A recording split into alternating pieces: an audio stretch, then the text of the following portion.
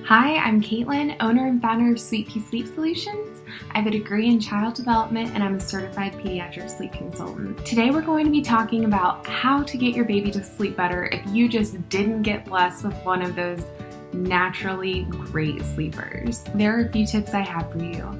The first tip is to look at their sleep environment. This can be really important to some babies. There are some babies that can fall asleep anywhere, which is awesome, but there are plenty of babies that are very sensitive to their environment. My son was one, so I totally understand if your child is like that as well. So their sleep environment should be very, very dark. If there's light streaming through their windows, it just may be too much for them to settle down and fall asleep. So make sure the room is very dark. You can buy blackout blinds. You can literally just tape up black cardboard over the window just to create that nice dark environment for them to fall asleep. The second thing is that if your baby is very young, then they should be swaddled to minimize that startle reflex they have, where they are laying on their back and they feel like they're falling, and that can really startle them out of sleep over and over and over again until they get very overtired. The next thing about their environment is that they should have white noise. This is a very calming tool and it helps children fall asleep. It also blocks out any startling noise that is a little outside of their environment that could wake them up.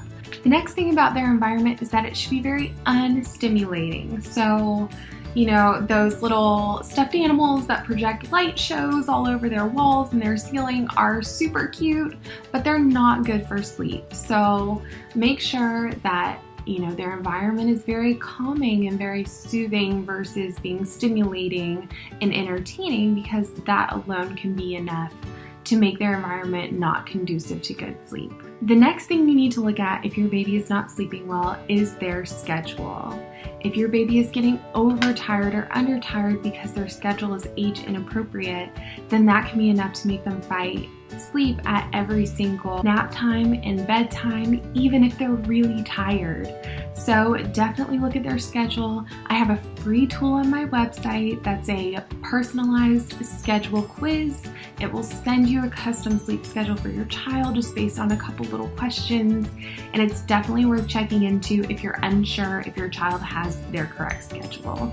Is your baby falling asleep in the same place that they are going to take their full nap or sleep for the night? So if your baby is falling asleep while nursing, while rocking, while being held, and then they're waking up alone in their crib, that's very disorienting, and it's enough for them to kind of get freaked out every time they switch over a sleep cycle and they just kind of lightly wake up. So if your child hasn't mastered this skill of falling asleep in their sleep space, start practicing with them. Get them more comfortable falling asleep in their crib. Believe it or not, this doesn't have to mean crying it out. Get in touch with me if you need help picking a gentle method.